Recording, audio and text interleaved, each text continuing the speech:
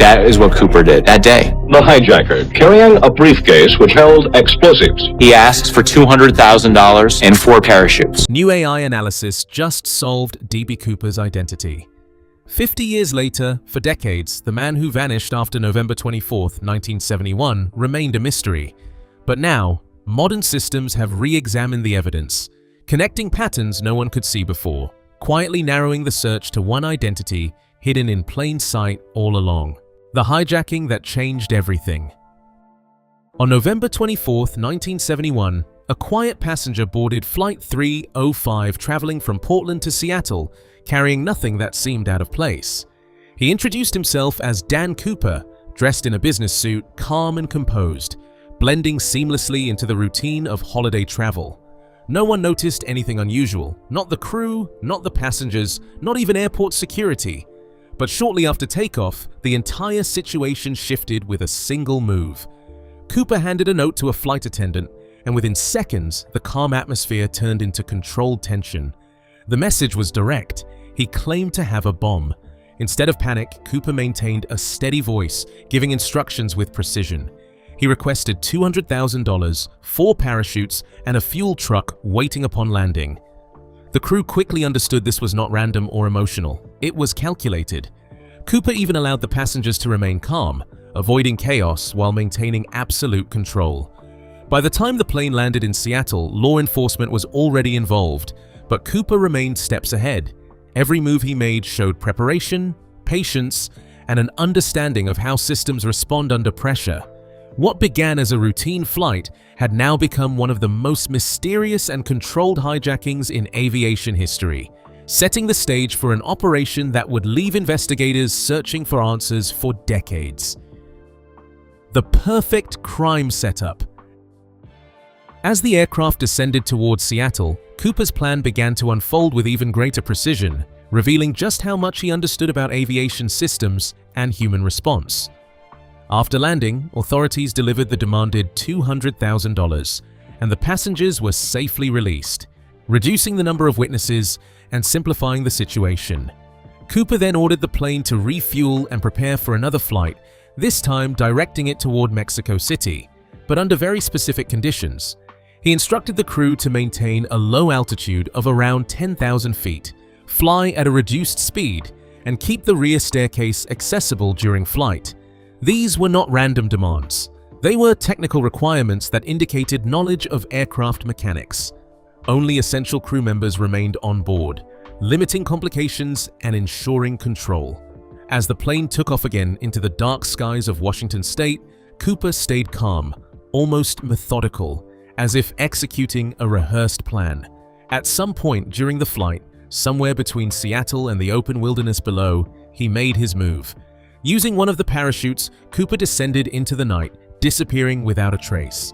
No confirmed sighting, no recovery, no clear evidence of survival or death. What remained was a mystery built on precision, timing, and execution. The way he reduced variables, controlled the environment, and vanished mid-air transformed this hijacking into something far beyond a crime. It became a puzzle that has resisted resolution for over 5 decades. The jump into nothing. Somewhere above Washington State, the final phase unfolded on November 24, 1971, as the aircraft maintained a controlled altitude near 10,000 feet. Inside the cabin, only essential crew remained, and the situation appeared stable. Cooper moved toward the rear and deployed the aft stairway, a system not commonly used mid-flight. This action reflected planning and familiarity with the aircraft.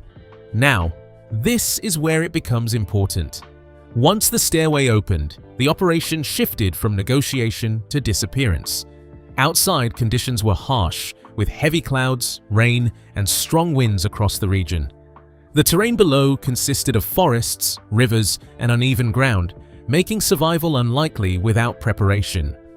Despite this, Cooper secured the $200,000, equipped a parachute, and stepped into the darkness without hesitation. Search operations later focused on areas across southwest Washington following the projected flight path. No landing site was confirmed, and no physical trace of Cooper was recovered. This absence shaped the case. The conditions suggested failure, yet the lack of evidence suggested control. Years later, in 1980, a portion of the ransom money was discovered near the Columbia River, buried in sediment. That finding confirmed movement after the jump, but did not explain the outcome. This is where the shift becomes clear. The jump was not random. It was calculated under unknown preparation. No confirmed identity, no verified survival, and no trace explaining what followed. The event ends with a single fact: Cooper exited the aircraft, and everything after remains unresolved. The investigation that went nowhere. In the days following November 24, 1971, federal authorities launched a full-scale investigation led by the FBI, assigning the case the code name Norjack. The objective was direct: identify Dan Cooper, recover the ransom, and determine the outcome of the jump. Early efforts focused on evidence collected from the aircraft in Seattle, including a clip-on tie left behind by Cooper. This item became one of the few physical clues available. At the time, forensic tools were limited, restricting the depth of analysis possible. Now this is where it becomes important. The investigation quickly expanded, involving hundreds of agents and thousands of potential leads across multiple states. Over the following years, more than 800 suspects were examined, each evaluated against witness descriptions and available evidence. Despite the scale, no suspect could be conclusively identified as Cooper. Some physical evidence was lost over time, including cigarette butts collected from the cabin, further limiting analysis. The ransom money, tracked through serial numbers, was never recovered in circulation. This is where the shift becomes clear. The investigation had scale, but lacked resolution.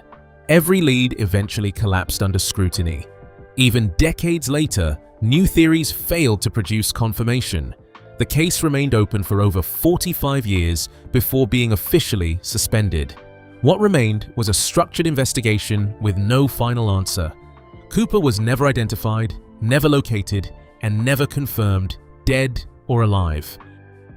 The clues hidden in plain sight.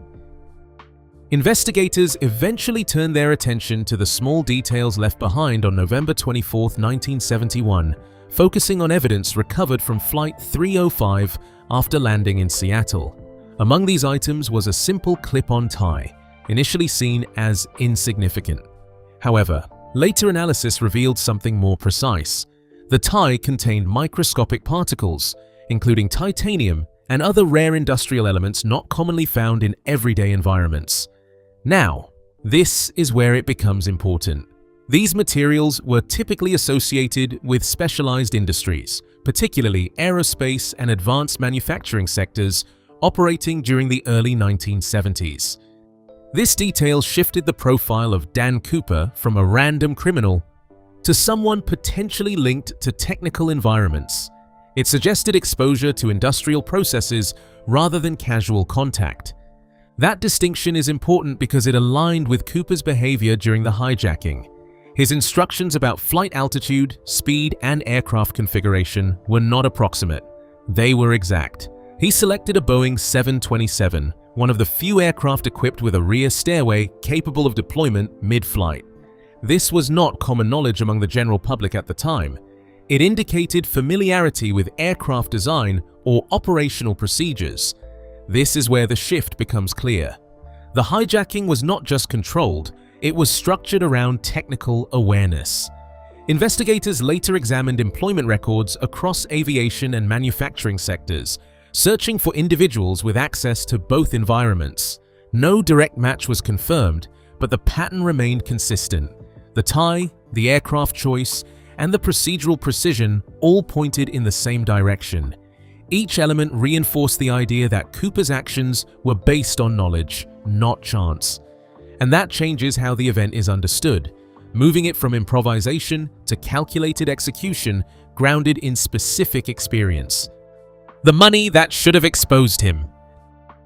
The ransom collected on November 24, 1971 consisted of $200,000 in carefully recorded bills, with serial numbers documented by the FBI before being handed over in Seattle. This step was intended to ensure traceability. If the money entered circulation, it could lead directly to Dan Cooper. Initially, investigators expected gradual recovery through banks, businesses, or routine transactions. Now this is where it becomes important. No such pattern appeared. For years, the money remained completely absent from the financial system, with no confirmed use or exchange linked to the case. This absence created a contradiction. A large sum existed, but it left no economic footprint. Then, in 1980, a partial discovery introduced a new variable. A young boy found $5,800 buried along the banks of the Columbia River, with the bills matching the original ransom through serial numbers. This confirmed that at least some of the money had moved beyond the aircraft. However, only a small portion was recovered, and the rest remained missing. This is where the shift becomes clear. The discovery did not resolve the case. It complicated it. The location suggested environmental movement, but not necessarily intentional placement. Investigators examined river flow patterns, sediment layers, and possible landing zones to understand how the money reached that point. No single explanation aligned with all variables. Some theories suggested dispersal after a failed landing, while others considered deliberate concealment. What remained consistent was the absence of the remaining funds. The majority of the $200,000 never appeared in circulation, never triggered alerts, and never led to identification. This pattern suggests either controlled handling of the money or an outcome that prevented its use entirely, leaving the financial trail incomplete. The suspects who almost fit. In the years following November 24, 1971, investigators examined a wide range of individuals who could match the profile of Dan Cooper, focusing on skill, background, and access. Many suspects came from technical or disciplined environments, including former military personnel, engineers, and experienced skydivers. Each candidate was evaluated against known details from Flight 305, including behavior, physical description, and knowledge of aircraft systems. Now, this is where it becomes important. No single suspect aligned across all variables. Some individuals had the parachuting experience, but lacked the technical precision Cooper displayed. Others had engineering backgrounds but did not match witness descriptions from Seattle. This created a fragmented pattern where partial matches existed, but no complete profile emerged. That distinction is important because it revealed a deeper issue within the investigation. Physical descriptions provided by witnesses varied slightly, and over time, aging suspects no longer matched the original appearance recorded in 1971. Forensic limitations also restricted confirmation. DNA analysis was either unavailable or inconclusive for most of the investigation period. This is where the shift becomes clear. The case was not limited by lack of effort, but by the inability to connect separate fragments into a single identity. Investigators revisited suspects repeatedly over decades, comparing timelines, employment records, and geographic movement. In some cases, individuals came very close to matching Cooper's profile, but failed under detailed scrutiny. This pattern continued across multiple leads, reinforcing the same outcome. The investigation produced candidates, but never confirmation, and that changes the structure of the case, shifting it from a search for a person to a comparison of probabilities without a definitive result. The AI breakthrough, no one expected. Decades after 1971, advancements in technology introduced a new approach to the case, allowing investigators to revisit old evidence using modern systems. Recent developments in artificial intelligence enabled the reanalysis of data collected from Flight 305, including witness descriptions, behavioral patterns, and geographic movement. Now, this is where it becomes important. AI systems do not rely on isolated clues. They process large datasets simultaneously, identifying patterns that were previously overlooked. This included facial reconstruction based on historical sketches, probability mapping of movement after the jump, and behavioral profiling derived from Cooper's decisions during the hijacking. Each layer added structure to a case that had remained fragmented for decades. That distinction is important because it allowed investigators to cross-reference multiple data points at once. Flight path data, suspect lists, and environmental conditions across Washington state were analyzed together rather than separately. This is where the shift becomes clear. Instead of evaluating individuals one by one, the system identified overlapping consistencies across multiple profiles. These consistencies included technical knowledge, geographic familiarity, and timing relative to November 24, 1971.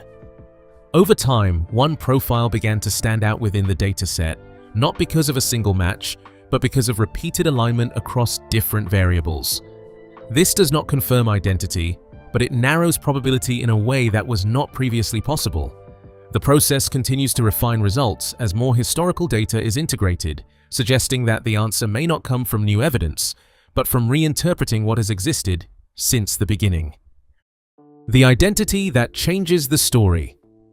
Recent analysis has narrowed the focus toward a specific type of individual connected to the events of November 24, 1971, combining technical background with situational access.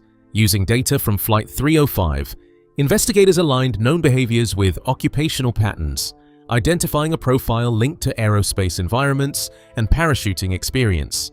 Now this is where it becomes important. The particles recovered from the tie, including titanium, were consistent with industries active during the early 1970s, particularly those involved in aircraft manufacturing and engineering. This detail connected physical evidence with occupational exposure, creating a more structured profile than earlier suspect lists. It suggested that Dan Cooper was not only familiar with aircraft systems, but also operated in environments where such materials were common. That distinction is important because it aligns with geographic and behavioral data collected over time. The likely jump zone across Washington state overlapped with regions where certain aerospace workers and contractors were based during that period. This is where the shift becomes clear. Instead of broad speculation, the case now centers on a narrower group defined by skill, location, and timing. Behavioral analysis further supported this alignment.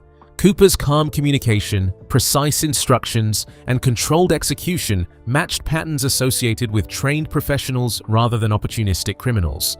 When these elements were combined, one profile began to stand out more consistently than others. This does not confirm identity, but it changes the direction of the investigation.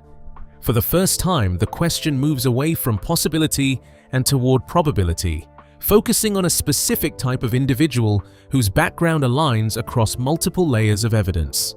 The disturbing truth behind the case. The introduction of advanced analysis has reshaped how the events of November 24, 1971 are understood, particularly in relation to planning and outcome. Evidence from Flight 305, when viewed collectively, suggests a sequence built on preparation rather than chance.